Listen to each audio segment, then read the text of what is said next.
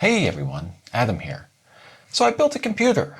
Now, I'm not saying you should build a computer, but I did want to take the time to use this as a great example of how to plan out projects. Projects that are complex and projects that you may or may not have done bits and pieces of. And I just kind of wanted to outline it and just kind of what to expect to hopefully set you up for success when taking on big projects that you may never have done. Now, before we dive into it, just a quick background. I have never ever built a computer from scratch. So this was a project that I have never done. I have done some bits and pieces of it. I have installed a graphics card before. I've upgraded my hard drive and I've installed more memory into a desktop. And I'm also fairly comfortable with installing an operating system. But for the rest of it, installing a motherboard, wiring the entire computer, putting in a power supply, and all the other stuff I've never ever done before. So this brings me up to the first thing to talk about when planning out a project. And I'm going to call this step 1A, and that is basically assess your current skill level. I've never picked out all of the components together and taken on a project quite like this, but I was fairly comfortable with some aspects of it. So my assessment of myself is that I said that I am probably 30% of the way there as far as building a computer is concerned. And again, this is just arbitrary. This was just me trying to figure out how much I knew, what parts I did know, and what parts I didn't know. Now, for other projects that you may be doing, you might be, I don't know, 80% of the way there. Maybe you've done most of the project before, and there's just a little bit that you don't know and you have to research. And then other projects might be even more complex because you've never, ever done anything, right? Like maybe you haven't done as much as I did initially with building a computer, and so for you maybe you're only 3% of the way there. Maybe the only thing that you've ever done is used a screwdriver. Assessing your current skill level ties into step 1B, and that is how much time, money, and your why. And in this step you're trying to figure out how much your time is worth. How much you don't know is incredibly important because that's going to be how much time you're going to need to invest in some of the other phases, the research phase and how long the project may take you. And so in step 1B, what you're really trying to do is just figure out what is the monetary value that you may or may not gain from this. And tying into that is also your why. So for example, in my case, I wanted to learn how to build a computer. And if your goal is to learn how to build a computer, if it takes a lot of time and if the money proposition is about the same as just buying a computer outright, then it still may be worth it because you want that knowledge of how to build a computer. So if your why is that powerful, it may not matter how much time and money it takes because you just want to learn how to do it. Now, if you are looking to build a computer only because you're looking to save money and it's cheaper, then that becomes a little bit more difficult to figure out, is that worth it? You may find that it's not worth your time and frustration. Now, in the past, I've always had a computer built for me, and the reason for that is because it wasn't worth my time and frustration. The company I used, when I priced it out in the past, it ended up being, like I could pick out all my components, they would build the computer for me, and it only ended up being like maybe $100 to $200 premium for them to build the computer, plus it came with a 3-year warranty. So for me, it made sense at that point in time to always have that custom computer built for me. This time around, however, I was looking to upgrade my current desktop. It was about 8 years old, and when I went back to the same company, there were a few things that I didn't necessarily like. I still like the company, but one was they forced you to use water cooling. I have nothing against water cooling. It's just that wasn't something that interested me, and I was looking to using an air cooling solution specifically for the CPU.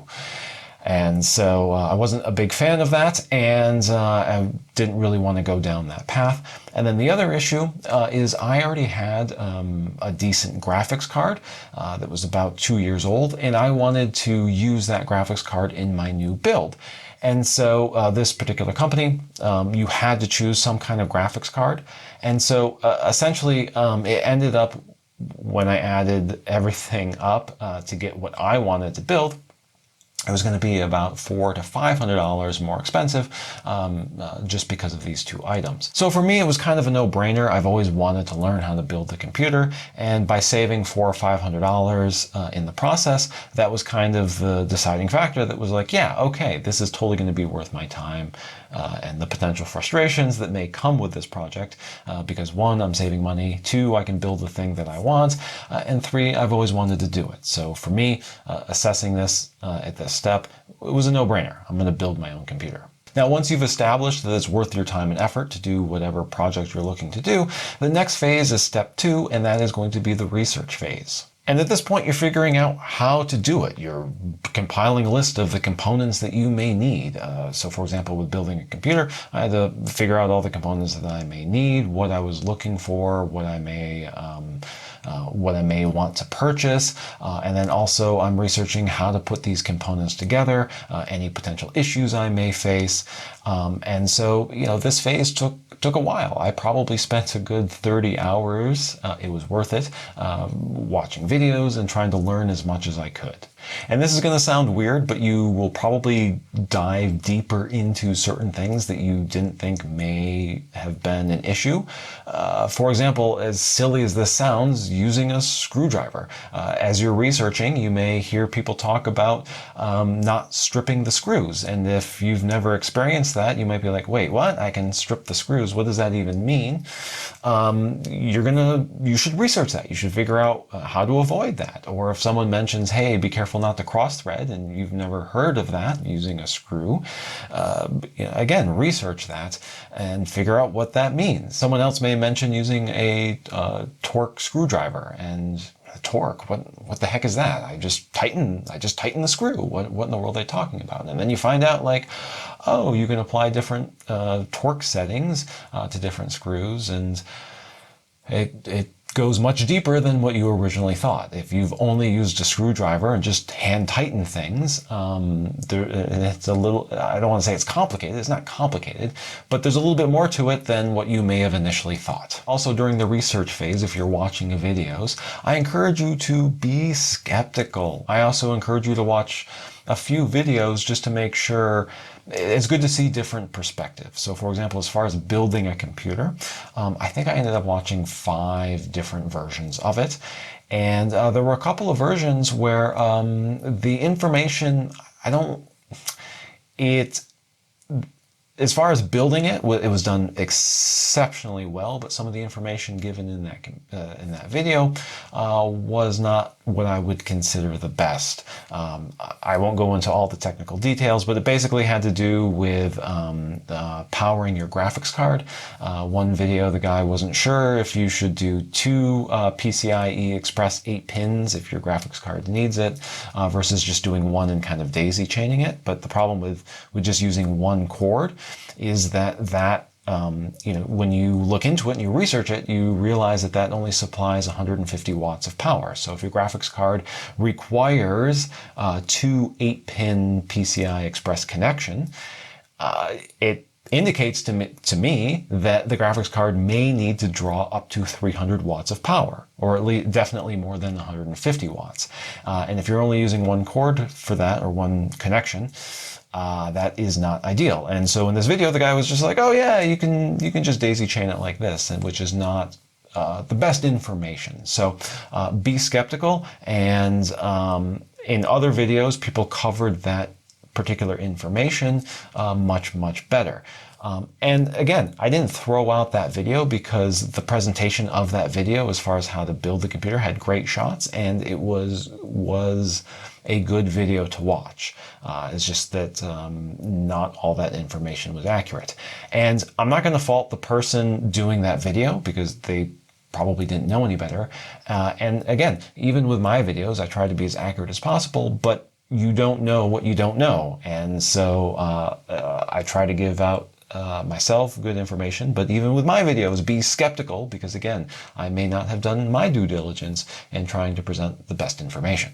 So step 3, you've done all the research. Now it's time to order your stuff.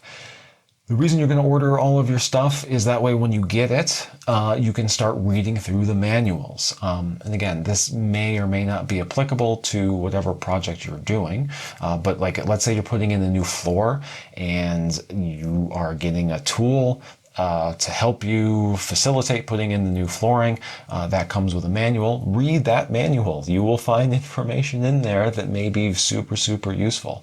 So as far as building a computer was concerned, I read the entire motherboard documentation. I made sure I understood it. And any parts that I didn't understand in the manual, I would try to research more and try to figure out what in the world is this talking about. Is this even applicable to me? So I think it's super important once you get all of your components, read all the manuals. Step 4, write out the entire game plan. I think this is incredibly important with regards to building my PC. I had like 4 pages of very detailed information, step-by-step instructions of how I was going to tackle this particular problem. And the reason I wrote out this detailed information was because it allowed me to visualize exactly how I was step-by-step going to tackle this project. It also gave me a great place to stop if I was thinking that this was going to take like a week, and so I had this set up down in my basement, and at any point that I needed to stop, I basically had a great place that I could like say, okay, I left off here, and then it immediately became clear where I could pick back up. The other advantage to writing out a detailed game plan like this was like when you go through it in your mind, you are going to start uncovering potential issues. For me, when I was writing out the detailed plan, I was trying to figure out like, all right, am I going to attach my CPU cooling to the motherboard outside of my case, or do I want to do that inside the case? And then as I thought about it, I was like, oh wait, for my particular desktop case, I can remove the top. And oh, you know what? It'd definitely be easier to do it outside the case. And with my particular desktop case, since I can remove the top, I should have plenty of clearance to be able to construct the motherboard with the memory and everything outside of the case before putting it inside the case, which would make my life easier. So like as I was going through the action plan and coming up with it, I realized that, oh yeah, I should be able to do this outside of the case, which will make my life easier. So again, having a detailed action plan, I think is incredibly useful and super important. So step 5, once you've got your detailed action plan kind of in place, you are going to execute and be prepared to make mistakes, be prepared to take things slow and to do it right. You may run into issues once you start putting things together, things that you may not have anticipated. Hopefully you've got most of it worked out, but you're going to run into certain issues. Hopefully you don't make any catastrophic mistakes. As far as building a computer, that might include frying a component, a $200 or a $300 component that you have to repurchase, right? That would be not an ideal situation, but it might be like, oh, I attached this incorrectly. I didn't do any damage to it, but I didn't attach this correctly, so now I got to unscrew it. I got to go back a few steps, and then I got to reattach it properly. Especially like, again, using the analogy of laying a floor, you might have to rip up a few floorboards, start over, because, for whatever issue or mistake that you may have made. So anyway, execute and be prepared to make mistakes along the way. And so finally, after you have hopefully completed your project, whatever it is, assess how it went. Try to think about things that you liked and what you didn't like about how you planned out the project, things that you've learned from. Maybe you spent too little time researching and you didn't anticipate enough problems. And so, make note of that. So the next time that you're going to do a big project like this, you have a better sense of how to actually tackle the project. Now, in my case, I was extremely fortunate. Things went pretty smooth. I had things planned out pretty well. It wasn't a frustrating process. It was a long process. I took my time with it. And in the end, I was super happy with the results. if I ran into an issue, like let's say I had like a bad component and I didn't realize it and I wasted, 10 or 15 hours trying to get this one component working and it just happened to be a dead-on arrival component, I may have felt very differently about how this project went.